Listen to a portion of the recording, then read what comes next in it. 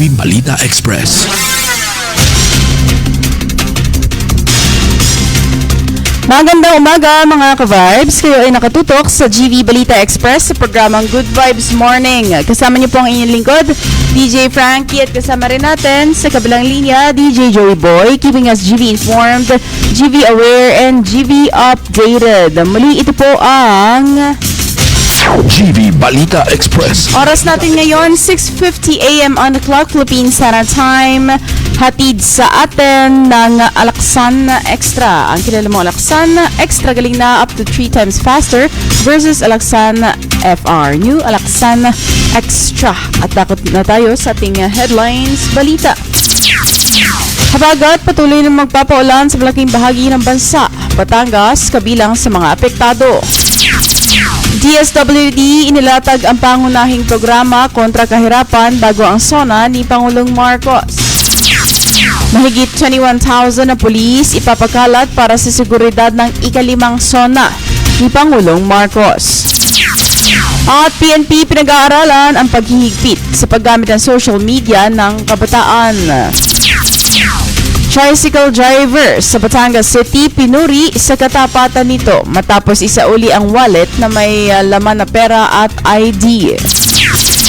At para sa detalye ng balita, umpisahan natin sa lagay ng panahon. Para sa ating weather update, habagat patuloy na magpapaulan sa malaking bahagi ng bansa, Batangas kabilang sa mga apektado. Para sa detalye ng balitang iyan, DJ Joey Boy, ibalita mo. GV Balita Express. Magandang umaga DJ Frankie, mga ka-vibes, patuloy na magdadala ng maulap na kalangitan at mga pag-ulan ang southwest monsoon o habagat sa ilang bahagi ng bansa ngayong araw ng Lunes, Hulyo 27, ayon po iyan sa Pag-asa. Makakaranas ng kalat-kalat na pag-ulan at thunderstorms ang malaking bahagi ng Luzon dahil sa patuloy na epekto ng habagat. Samantala, patuloy ring minomonitor ng Pag-asa ang Tropical Depression Noul na dating may local name na Quiapo. Huling namataan ang bagyo sa layong 1,015 kilometro sa hilagang kanluran ng extreme northern Luzon. Taglay nito ang lakas ng hanging umaabot sa 55 kilometers per hour malapit sa gitna at pagbugsong hanggang 90 kilometers per hour. Habang kumikilos ito pahilagang kanluran sa bilis na 20 kilometers per hour. Kabilang po sa mga lugar na maaapektuhan ng maulap na panahon, kalat-kalat na pag-ulan at pagkulog pagidlat ang Metro Manila, Ilocos Region, Cagayan Valley, Cordillera Administrative Region o CAR, Mimaropa, Zambales, Bataan, Bulacan, Cavite, Laguna at dito po sa Batangas. Nagbabala naman ang Pag-asa sa posibilidad ng flash floods at landslide sa mga lugar na makararanas ng katamtaman hanggang sa malakas na pag-ulan. Samantala sa nalalabing bahagi ng Luzon, Visayas at Mindanao, inaasahan naman ho ang bahagyang maulap hanggang sa maulap na kalangitan na may mga isolated rain showers at thunderstorms. Para sa GV Balita Express, ito si DJ Joey Boy sa GV 99.9, your good vibes. At para sa ating susunod na balita, DSWD inilatag ang mga pangunahing programa kontra kahirapan bago ang SONA ni Pangulong Marcos. Para sa detalye ng balita, GV Balita Express. ipinagmalaki ng Department of Social Welfare and Development o DSWD ang mga pangunahing programa at tagumpay nito sa paglaban sa kahirapan, pagpapalakas ng human capital, proteksyon sa mga sektor na nangangailangan at pagtugon sa mga kalamidad bago ang ika-5 State of the Nation Address o SONA ni Pangulong Ferdinand Marcos Jr. Kabilang sa mga pangunahing programa ng ahensya ang Walang Gutom Program, kung saan nagbibigay ang pamahalaan ng 3,000 pesos buwanang food credits sa mga pamilyang nakakaranas ng matinding kakulangan sa pagkain. Sa kasalukuyan, tinatayang nasa 600,000 families na ang nakikinabang sa programa at target ng DSWD na maabot ang 750,000 food-poor households bago matapos ang taon. Bahagi rin ng programa ang Walang Gutom Kitchen na naghahain ng mainit at masustansyang pagkain sa mga Pilipinong nakakaranas ng gutom. May operasyon ito sa Pasay City, Cebu, Zamboanga City kung saan mahigit 300,000 na pagkain ang naiipamahagi. Samantala, patuloy ding pinapalakas ng DSWD ang Pantawid Pamilyang Program o 4Ps. Ayon sa ahensya, nasa 1.6 million na kabahayan ang matagumpay na nakalabas sa programa matapos umangat ang kanilang antas ng pamumuhay. Magbibigay rin ang DSWD ng iba't ibang serbisyo para sa mas nangangailangan sektor, kabilang ang mga pamilyang may inaalaga ang batang may kapansanan, mga batang ina at biktima ng online sexual exploitation. Para sa GV Balita Express, ako po si DJ Frankie sa GV 99.9 Your Good Vibes. Samantala, mahigit 21,000 na pulis ipapakalat para sa seguridad ng ikalimang sona ni Pangulong Marcos. Para sa detalye ng balita, DJ Joy Boy, ibalita mo. GV Balita Express. Balita Express. Higit 21,000 pulis ang ipapakalat ng Philippine National Police o PNP para tiyakin ang seguridad sa ikalimang State of the Nation Address o SONA ni Pangulong Ferdinand Bongbong Marcos Jr. na gaganapin sa Batasang Pambansa sa Quezon City mamayang hapon po yan. Ayon kay PNP Chief Police General Jose Melencio Nartates Jr. na kumpleto na ang security protocol at isinasagawa na lamang ang phased deployment ng mga pulis sa mga lugar na nangangailangan ng mas mahigpit na pagbabantay. Tiniyak ng PNP na handa ang kanilang hanay upang mapanatili ang seguridad ng mga opisyal ng pamahalaan, mga panauhin at ng publiko sa araw ng SONA. Nagpaalala rin si Nartates sa mga pulis na pairali ng maximum tolerance sa kanilang tungkulin habang hinihikayat naman ang mga grupong magsasagawa ng protesta na makipagtulungan sa mga otoridad at sundin ang mga umiiral na patakaran upang mapanatili ang kaayusan. Sa ngayon, sinabi ng PNP na wala silang namomonitor na seryosong banta sa seguridad na may kaugnayan sa SONA. Ngunit nananatiling naka-alerto ang buong hanay ng kapulisan upang agad na makatugon sa anumang posibleng insidente. Naka-full alert status na rin ang mga pulis sa Metro Manila habang ipatutupad ang mas mahigpit na gun control measures, gayon din ang no-fly zone at no-drone zone sa paligid ng Batasang Pambansa. Samantala, pinayagan naman Quezon City Government ang 3 grupo na magsagawa ng mga kilos protesta sa Commonwealth Avenue. Bilang bahagi ng pagpapatupad ng seguridad, inatasan din ng PNP Chief ang lahat ng pulis na nakadeploy sa SONA na gumamit ng body-worn cameras at iba pang recording equipment upang matiyak ang transparency sa kanilang mga operasyon. Para sa GV Balita Express, ito si DJ Joey Boy sa GV 99.9, Your Good Vibes. At number coding, ipapatupad pa rin sa araw ng SONA ayon sa MMDA. Naghanda laban sa inaasahang mabigat na trapiko. Para sa detalye ng balita. GV Balita Express. Mananatiling ipatutupad ng Metropolitan Manila Development Authority o MMDA ang number coding scheme sa araw ng ikalimang State of the Nation Address o SONA. Dahil dito, pinapayuhan ng MMDA ang mga motorista na planuhin ang kanilang biyahe at gumamit ng alternatibong ruta upang maiwasan ang matinding pagsisikip ng daloy ng trapiko. Ayon sa ahensya, nasa 500 tauhan ang ide-deploy sa kahabaan ng Commonwealth Avenue sa Quezon City, kabilang dito ang mga traffic enforcers, road clearing teams, medical personnel at emergency responders upang matiyak ang maayos na daloy ng trapiko at seguridad. Inaasahan ang mabigat na trapiko sa Commonwealth Avenue, IBP Road at iba pang pangunahing lansangan malapit sa Batasang Pambansa kung saan gaganapin ang SONA. Pansamantala ring isinara ang mga U-turn slot sa tapat ng UP Techno Hub at Tandang Sora sa Commonwealth Avenue hanggang matapos ang SONA. Alinsunod sa kahilingan ng Quezon City Police District.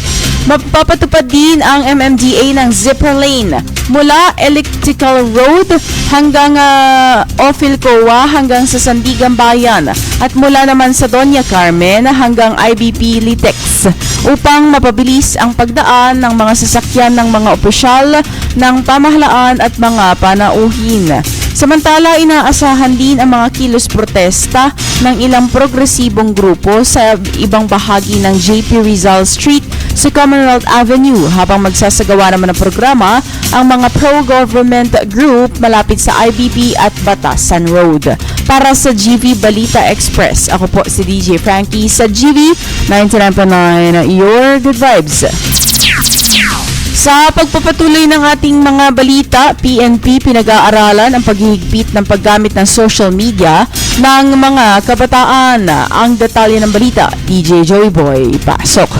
GV Balita Express. Balita Express. Mga ka-vibes, pinag-aaralan po ng Philippine National Police o PNP ang posibilidad na higpitan ang paggamit ng social media ng mga kabataan bilang bahagi ng pagpapalakas ng seguridad sa cyberspace. Lumutang ang panukala sa isinagawang 44th Asianapol Conference kung saan tinalakay ng mga lider ng kapulisan sa Southeast Asia ang lumalalang banta sa seguridad na kinasasangkutan ng mga kabataan at ng online platforms. Ayon kay PNP Chief Police General Jose Melencio Nartates Jr., nais nilang pag-aralan ang sistemang ipinatutupad sa Australia kung saan may mga batas na naglilimita sa paggamit ng social media ng mga minor de edad. Kasama rin sa mga tinalakay sa komperensya ang insidente ng pamamaril sa loob ng isang paaralan sa Tacloban City kung saan mga kabataan ang sangkot. Dagdag pa ni Nartates, matapos ang pakikipagpulong sa mga kinatawan ng iba't ibang bansa, nakita nilang may mga umiiral na batas na maaaring maging batayan sa pagbuo ng mga polisiya na maaaring ipatupad din sa bansa. Gayunman, wala pang pinal na desisyon ng PNP at patuloy pa lamang ang pag-aaral sa naturang panukala. Para sa GV Balita Express, ito si DJ Joey Boy sa GV 99.9, your good vibes. Pasadahan natin ang mga balita sa Timog Katagalugan.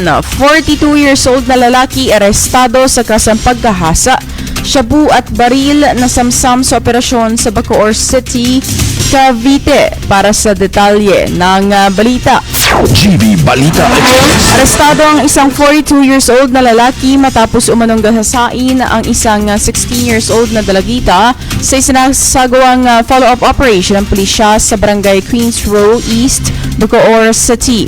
Kinalala ang suspect na si alias Randy, residente ng naturang lugar.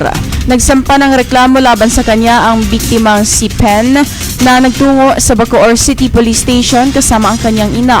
Batay sa investigasyon, naganap umano ang krimen noong June 24 sa loob ng bahay ng suspect. Pagkatapos ng insidente ay agad na isinumbong ng biktima ang nangyari sa kanya at naging dahilan upang agad silang humiling ng tulong sa pulisya. Agad namang nagsagawa ng operasyon ang mga tauhan ng Women and Children Protection Desk o WCPD kasama ang intelligence operatives at mobile patrol group na nauwi sa pagkakaaresto ng suspect sa kanyang bahay sa Strikeville, Barangay Queens Row. Ayon sa pulisya, nagtangka pang manlaban ang suspect kaya nasugatan ito habang naaresto. Sa operasyon, na-recover din ang 4 na sachet ng hinihinalang shabu na nagkakahalaga ng 13,600 pesos, isang improvised shotgun na may lamang bala at isang patalim. Naharap ngayon ang suspect sa kasong rape, resistance and disobedience, illegal possession of firearms and ammunition at paglabag sa Comprehensive Dangerous Drugs Act of 2002. Para sa GV Balita Express, ito po si DJ Frankie sa GV 99.9, your good vibes. At alkalde ng Infanta Quezon nananawagan sa DepEd na pabilisin ang pagpapatayo ng silid-aralan. Para sa iba pang detalye ng balita, DJ Joey Boy, ibalita mo. GV Balita Express. Balita Express. DJ Frankie, nanawagan nga si Infanta Mayor Lord Arnel o L.A. Ruanto sa Department of Education o DepEd na pabilisin ang pagpapatayo ng mga bagong silid-aralan upang matugunan ang matinding kakulangan ng classrooms sa kanilang bayan. Ayon sa alkalde, nakadidismaya na hanggang sa ngayon ay wala pang naipapatayong bagong classroom ang DepEd sa kabila ng malaking pondong inilaan ng pamahalaan para sa sektor ng edukasyon ngayong taon. Aniya, nasa 1 trillion pesos ang kabuuang budget para sa edukasyon sa ilalim ng 2026 General Appropriations Act o GAA. Kabilang dyan ang 67 billion pesos na nakalaan para sa pagtatayo ng mga silid-aralan. Sinabi ni Ruanto na mahigit 100 classroom ang backlog sa Infanta, bukod pa sa mga silid-aralang delikado na at dapat nang gibain. Dahil dito napipilitan umanong mag-aral ang ilang estudyante sa mga makeshift classrooms o tinatawag na banlat, kung saan gumagamit pa ng payong ang mga mag-aaral kapag umuulan o matindi ang init. Mayroon ding mga silid-aralan na hinati lamang gamit ang plywood upang magkasya ang dalawang klase. Sa kabila naman ng limitadong Special Education Fund ng munisipyo na nasa humigit kumulang 4 na milyong piso, sinabi ng alkalde na gumagawa na ng hakbang ang lokal na pamahalaan sa pamamagitan ng Construction by Administration upang makapagpatayo ng mga bagong classroom sa Dinahican Elementary School, Binulasan Integrated School at Tungohin Elementary School, katuwang ang pribadong sektor. Umaasa naman ang lokal na pamahalaan na mapapabilis ng DepEd ang pagpapatayo ng mga silid-aralan upang matiyak ang mas ligtas at mas maayos na kapaligiran sa pag-aaral ng mga kabataan. Para sa GV Balita Express, ito si DJ Joey Boy sa GV 99.9, your good vibes. At mag-live-in partner arestado sa bypass operation sa San Pascual, Batangas. Para sa detalye ng balita, GV Balita Express. arestado ang isang mag-live-in partner matapos maaktuhan sa isinagagawang bypass operation ng Drug Enforcement Unit ng San Pascual Municipal Police Station sa Barangay Santo Niño, San Pascual, Batangas. Ayon sa pulisya, naganap ang operasyon bandang alas 6 ng gabi noong Hulyo 25. Nang bentahan umano ng suspect ang isang police operative na umaktong pusher buyer ng isang sachet ng hinihinalang shabu na nagkakahalaga ng 500 pesos. Matapos ang transaksyon, agad inaresto ang dalawang suspect. Na-recover mula sa kanila ang pag-iingat, ang isa pang sachet ng hinihinalang shabu, isang asul na coin purse at marked money sa ginamit na operasyon. Kasalukuyang nasa kustodiya na ng San Pascual Municipal Police Station ang mga suspect na nahaharap sa kasong paglabag sa Section 5 o illegal sale at Section 11 o illegal possession of dangerous drugs act ng Comprehensive Dangerous Drugs Act of 2002. Patuloy namang pinapaalalahanan ng pulisya ang publiko na makipag-ugnayan at makipagtulungan sa kampanya laban sa ilegal na droga upang mapanatili ang kapayapaan at kaayusan ng komunidad. Para sa GV Balita Express, ako po si DJ Frankie sa GV 99.9, your good vibes. At isang pares vendor patay sa saksakan sa Batangas City. Dalawang suspect arestado. Sa detalye ng balita, DJ Joey Boy. GV Balita Express. DJ Frankie, patay nga ang isang pares vendor matapos umanong pagsasaksakin ng mga sospek kasunod ng mainitang pagtatalo sa Barangay Tingalabac, Batangas City. Kinilala ang biktima na si Anthony, residente ng Barangay Santa Rita, Carsada, Batangas City. Batay sa paunang investigasyon ng Batangas City Police, nagtitinda ng pares ang biktima nang lapitan ito ng ilang lalaki at umorder ng pagkain. Matapos kumain, nagreklamo umano ang mga sospek dahil wala raw karne ang kanilang inorder na nauwi sa pagtatalo.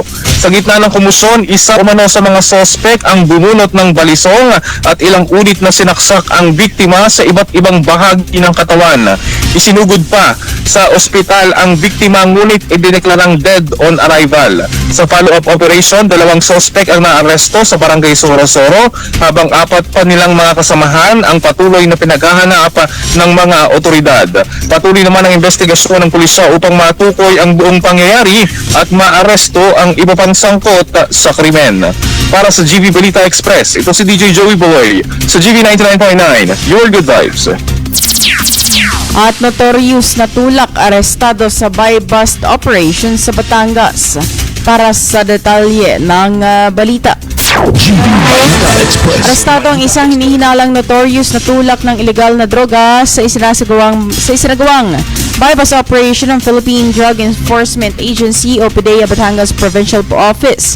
Katuwang ang Laurel Municipal Police Station sa Barangay Asis, Laurel, Batangas. Kinilala ang suspect na si Alvin, 43 years old, residente ng naturang barangay na kabilang umano sa listahan ng mga target na drug personalities sa rehiyon ng Calabarzon. Nasamsam sa operasyon ang 5 sachet ng hinihinalang shabu na may tinatayang kabuuan na timbang ng 0.5 grams na ang street value ay humigit kumulang 18,000 pesos. Narecover din ng mga otoridad ang isang kaha ng sigarilyo na may ginagamit na lalagyan ng droga, 3 piraso ng aluminum foil at isang buy-bust money. Naharap ang suspect sa kasong paglabag sa Section 5 o Sale of Dangerous Drugs at Section 15 o Use of Dangerous Drugs ng Comprehensive Dangerous Drugs Act of 2002. Patuloy naman pinaiigtingin ng PDEA ang kampanya laban sa ilegal na droga at hinihikayat ang publiko na makipagtulungan sa mga otoridad upang mapanatili ang ligtas at mapayapang komunidad.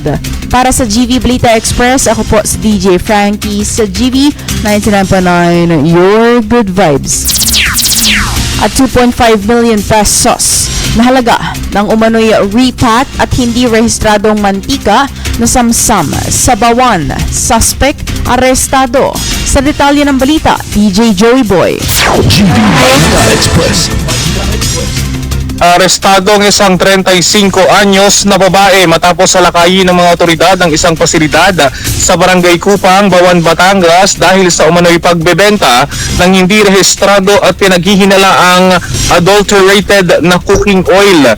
Pinangunahan ng Criminal Investigation and Detection Group o CIDG Batangas Provincial Field Unit, katuwang ang Batangas Police Provincial Office, 2nd Provincial Mobile Force Company, Food and Drug Administration o FDA at Bawan Municipal Health Office ang operasyon noong Hulyo 24. Nasamsam sa operasyon ang mga bote ng mantikang walang label, mga tangke ng cooking oil, refilling machine, weighing scale at isang elf truck na ginagamit umano sa transportasyon ng produkto. Tinatayang aabot sa 2.5 million pesos ang kabuuang halaga ng mga nakumpiskang ebidensya. Ayon sa CIDG, walang license to operate mula sa FDA ang naturang pasilidad at hindi rin rehistrado ang mga produktong ibinebenta na paglabag sa Food and Drug Administration Act of 2009 o Republic Act No. 9711. Nagbabala rin ang CIDG na maaaring magdulot ng seryosong panganib sa kalusugan ang paggamit ng mga hindi rehistrado at hindi sertipikadong mantika. Hinihikayat naman ng mga otoridad ang publiko na tiyaking may FDA registration number ang mga produktong binibili at agad iulat ang mga establishmento na nagbebenta ng kahinahinalang mga produkto. Para sa GV Balita Express, ito si DJ Joey Boy sa GV 99.9, Your Good Vibes. At ako naman tayo sa big time oil price hike. Inaasahan bukas. Diesel posibleng tumaas ng hanggang 8 pesos kada litro. Para sa detalye ng balita. GB Balita Express. Asahan ang panibagong big time oil price increase sa darating na Martes bukas, July 28, batay sa pinakahuling pagtataya ng industriya ng langis. Tinatayang tataas ang presyo ng diesel sa 7 to 8 pesos kada litro, habang 6 to 7 pesos kada litro ang dagdag sa gasolina. Maaari ring tumaas ang presyo ng kerosene ng 5 pesos hanggang 6 pesos kada litro. Gayunpaman, paunang pagtataya pa lamang ito at maaari pang mabago ang opisyal na anunsyo ng kumpanya ng langis sa mamayang hapon. Ayon sa mga ulat, patuloy na naapektuhan ang pandaigdigang presyo ng langis dahil sa tensyon sa Middle East at mga pangamba sa supply ng krudo na siyang nagtutulak ng panibagong pagtaas ng presyo ng produktong petrolyo. Pinapayuhan po ang mga motorista na magpakarga ng gasolina o diesel bago magpatupad ng bagong big time price hike adjustment. Para sa GV Balita Express, ako po si DJ Frankie sa GV 99.9, Your Good Vibes. At dako naman tayo sa ating Good Vibes Balita. Tricycle driver sa Batangas City pinuri sa katapatan nito matapos isauli ang wallet na may lamang pera at mga ID. Para sa detalye ng balita, DJ Joey Boy. GV Balita Express. Balita Express. Isang tricycle driver nga, DJ Frankie, dito sa Batangas City ang pinapurihan matapos niyang isauli ang isang wallet na naglalaman ng pera at mahalagang dokumento. Kinilala ng Office of the City Market Administrator ang katapatan ni Mario De Gamo Sempron, miyembro ng TODA sa Lumang Palengke at residente ng Barangay Banaba South.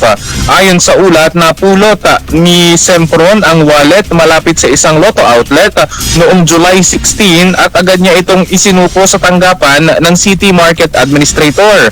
Naglalaman ang wallet ng pera na nagkakahalagang 4,850 pesos, isang US dollar at iba't ibang identification cards. Matapos ang verifikasyon, naibalik ito sa may-ari na si Merla Abanilla ng Barangay Gulod Itaas, Batangas City na kompleto ang laman. Pinuri ng pamunuan ng Batangas City Public Market ang ipinakitang katapatan ni Sempron na nagsisilbing magandang halimbawa ng integridad at malasakit sa kapwa at nagpapatunay na nanatiling buhay ang katapatan sa komunidad. Para sa GV Balita Express, ito si DJ Joey Boy sa GV 99.9, Your Good Vibes. At yan ang kabuuan ng ating balita ngayon July 27, 2026, 7:15 a.m. on the clock Philippine Standard Time, brought to you by Lipamedics Medical Center. You may follow them on their Facebook page, Lipamedics Medical Center. You may call for appointments and inquiries sa 756-1190 and you may check out their website, lipamedics.com. Manatiling nakatutok sa the most influential Good Vibes radio station, keeping you GV informed, GV aware, and GV updated. Ako po si DJ Frankie at nakasama natin on the other line, DJ Joey Boy, dito lamang sa GV 99.9, Your Good Vibes. GV Balita Express. GV Balita Express. Mga may init na bagong balita. Mga balitang dapat mong malaman ngayong umaga. GV